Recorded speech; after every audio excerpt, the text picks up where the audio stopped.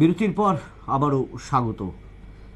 শেখ হাসিনা সহ 12 জন আওয়ামী লীগ নেতার বিরুদ্ধে রেড কর্নার নোটিশ জারির জন্য বাংলাদেশ পুলিশের তরফ থেকে পুনরায় ইন্টারপোলের কাছে আবেদন জানানো হলো। দেশ ছাড়ার আগে হাসিনার বিরুদ্ধে 200রও বেশি মামলা রয়েছে। বাংলাদেশ পুলিশের ন্যাশনাল সেন্ট্রাল ব্যুরোর ইন্টারপোলের কাছে এই আবেদন করেছে। বিস্তারিত জানবো। টেলিফোন লাইনে রয়েছেন প্রতিনিধি রাজীব দত্ত। রাজীব বাবু, কি বলবেন সে বিষয় নিয়ে? হ্যালো হ্যালো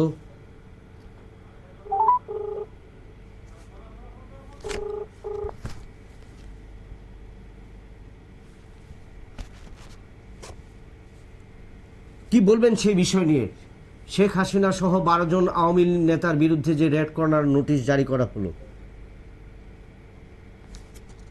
শেখ হাসিনাকে কিন্তু এর আগেও কিন্তু রেড কর্নার নোটিশ কিন্তু জারি করেছে বাংলাদেশের আদালত। আবার নতুন করে কিন্তু রেড কর্নার নোটিশ জারি হলো এবং শেখ হাসিনা সহ 12 জন আওয়ামী লীগের নেতার বিরুদ্ধে।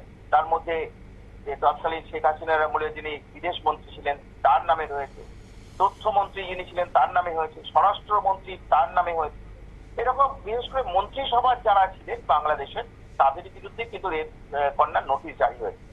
যদি বিপ্লব অভিযোগটা কি, ঢাকা পুলিশ, বাংলাদেশ পুলিশের যে অভিযোগ, বাংলাদেশ পুলিশ বলবো শুধু নয়, অন্তর্বর্তী সরকার ইউনূসের যে অভিযোগ, তারই তো অভিযোগ যে এই শেখ হাসিনা সহ তার আওয়ামী লীগের নেতারা যাদের বিরুদ্ধে রেড কর্নার নোটিশ জারি করা হয়েছে, তারা বাংলাদেশের অন্তর্বর্তী সরকারকে চক্রান্ত করছে ভেঙে ফেলার একটা দিক। এবং সেই সঙ্গে অভিযোগ করা হয়েছে যে শেখ হাসিনা দেশের বাইরে রয়েছেন এবং সেই দেশের বাইরে বসে তিনি চক্রান্ত করছেন যে এই সরকারকে, ইউনূস সরকারকে কিভাবে ফেলে দেওয়া যায়।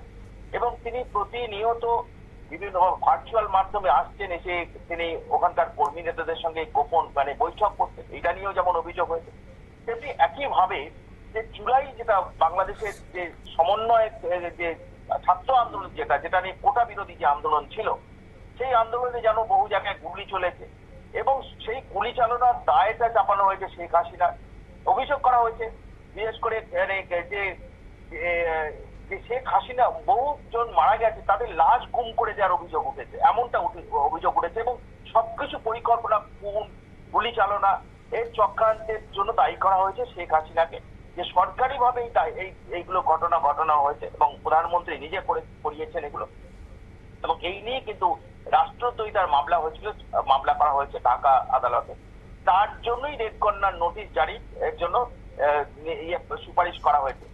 ঢাকা বাংলাদেশ পুলিশের তরফ থেকে গতকালই কিন্তু ইন্টারপোলের কাছে এই নোটিশ সার্ভ করা হয়েছে এবং আবেদন করা হয়েছে যে যেন এই 12 জনকে যাদের 12 জনের বিরুদ্ধে রেড কর্নার নোটিশ জারি করা হয়। দেখো, এই রেড কর্নার নোটিশ জারি বুঝতে পারছো যে এরা যেখান থেকে আছে, কোনো বিমানবন্দর বা কোনো জায়গায় সেই দেশ ছেড়ে গেলেই সেই দেশেরও দায়িত্ব পড়ে তাকে ধরে সংশ্লিষ্ট যে দেশ চাইছে তার হাতে তুলে দেওয়া।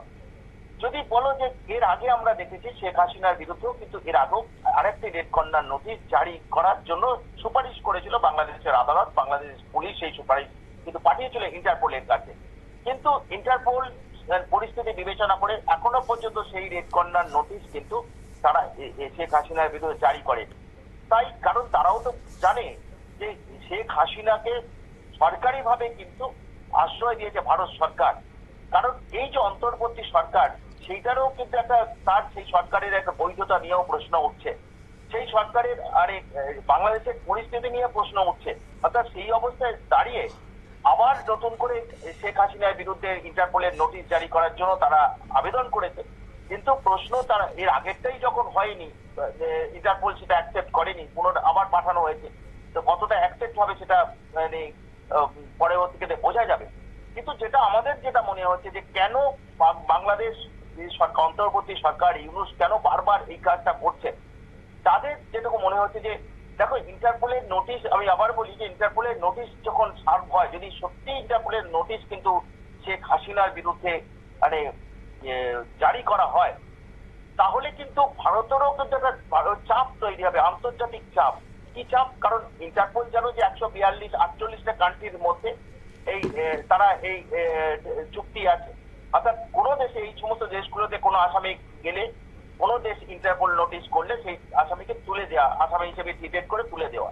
অর্থাৎ এক্ষেত্রে যদি ইন্টারপোল নোটিশ জারি করতে পারে, কারণ তাহলে বাংলাদেশ চাইছে ভারতকে একটু চাপে রাখতে, কারণ তারা বারবার হাসিনাকে প্রত্যর্পণ করতে চাইছে। যে এর আগেও যখন বিমস্টেকের বৈঠক হয়েছিল, ইউনুস অনেকবার চেয়েছিলেন, তবে নরেন্দ্র মোদী সাড়া দিয়েছিলেন, এবং তারপরে বিমস্টেকে বৈঠকটা হয়েছিল ব্যাংককে, এবং সেখানে কিন্তু ইউনুসও দাবি করেছিলেন, যেটা বাংলাদেশের তরফ থেকে বলা হয়েছিল, যে হাসিনাকে প্রত্যর্পণ করতে হবে ভারতের হাতে। যদিও ভারত সরকারের তরফ থেকে এই নিয়ে কিছু বলা হয়নি। এরা কিন্তু তারা লিখিতভাবেও কিন্তু জানিয়েছে অনেকবার যে বাংলাদেশের বিদেশ দপ্তর, তারা আমাদের বিদেশ মন্ত্রককে তারা অনেকবার দুবার চিঠি দিয়েছে হাসিনার প্রত্যর্পণ চেয়ে। কিন্তু দেখো যে মানে কারা কেন হাসিনার সঙ্গে ভারতের সম্পর্ক ভালো, হাসিনাকে আশ্রয় দিয়েছে, কারণ এই সরকারের অবৈধভাবে পতন ঘটিয়েছে ইউনুস যারা, যে সরকারের কোনো ভিত্তি নেই। আর হাসিনা তো মানে এই সরকারের তো ষড়যন্ত্র করে পতন ঘটানো হয়েছে। তাই হাসিনা কিন্তু এই আবেদন, অন্তর্বর্তী সরকারের এই আবেদনে ভারত সরকার সাড়া দেয়নি। তাই কোথাও যেন ইউনুস সরকার চাইছে যে এইভাবে যদি কোনোভাবে ইন্টারপোলের নোটিশটাকে যদি জারি করা যায়, রেড কর্নার নোটিশটাকে জারি করা যায়, তাহলে ভারতকে চাপে ফেলা যাবে। ভারতেরও একটা দায়িত্ব আসবে যে এই আন্তর্জাতিক মহলে চাপ তৈরি হবে, এবং তাতে কিন্তু হাসিনাকে প্রত্যাপনের একটা জোরালো দাবি উঠবে। অর্থাৎ সেই জায়গায় দাঁড়িয়ে আমরা দেখেছি যে এর আগেও যেমন ইন্টারপোল এটা নোটিশটাকে জারি করেনি, তাই এবারেও পাঠালো জারি করবে কিনা সেটা সন্দেহ রয়েছে। কারণ ইন্টারপোলও জানে ভারতের সরকারি আশ্রয়ে রয়েছেন, হাসিনাকে দেশ ছাড়া করা হয়েছে, মৌলবাদী শক্তিরা তারা বাংলাদেশ দখল করেছে, তাদের জন্যই আজকে বাংলাদেশে অস্থির পরিস্থিতি তৈরি হয়েছে, বাংলাদেশের সংখ্যালঘুদের উপর নির্যাতন হচ্ছে। এটা তো আমেরিকা সরকারও জানে এবং রাষ্ট্রসংঘ উদ্বেগ প্রকাশ করেছে। অর্থাৎ সেই জায়গায় দাঁড়িয়ে এই নোটিশ হাসিনা সরকার এবং হাসিনার বিরুদ্ধে এই রেড কর্নার নোটিশ জারির আবেদন কতটা কার্যকরী ইন্টারপোল করবে সেটা নিয়ে প্রশ্ন থাকছে, যেটা আগেরটা যেহেতু করেনি। তবে এটা বারবার চেষ্টা করা হচ্ছে যে হাসিনাকে পেতে হাসিনার বিচার করতে, এবং সেটা আগামী অক্টোবরের মধ্যেই তারা ঢাকা আদালতে বিচার শেষ করে ফেলতে চাইছে। কারণ তারা চাইছে, কারণ তারাও বুঝতে পারছে আগামী দিনে যেভাবে নির্বাচনের চাপ বাড়ছে। দেখো ডিসেম্বরের মধ্যে নির্বাচন না করে সেনাপ্রধান নিজে বলছেন, মানুষ বলছে বাংলাদেশে, তাই এই সরকার আর বেশি দিন থাকতে পারবে না, কারণ অনির্বাচিত সরকার ক্ষমতা দখল করেছে। তাই এই জায়গায় একটা তাড়াহুড়ো করে তারা হাসিনার বিচারটাকে অক্টোবরের মধ্যে শেষ করে ফেলতে চাইছে, যাতে পরবর্তী ক্ষেত্রে হাসিনার একটু আইনত সমস্যায় পড়েন। কারণ এইটাই উদ্দেশ্য নেই, এবং সেই সঙ্গে ভারত সরকারকে চাপে রাখতেই আবার ইন্টারপোলের নোটিশ জারি করার জন্য তারা সুপারিশ করলো।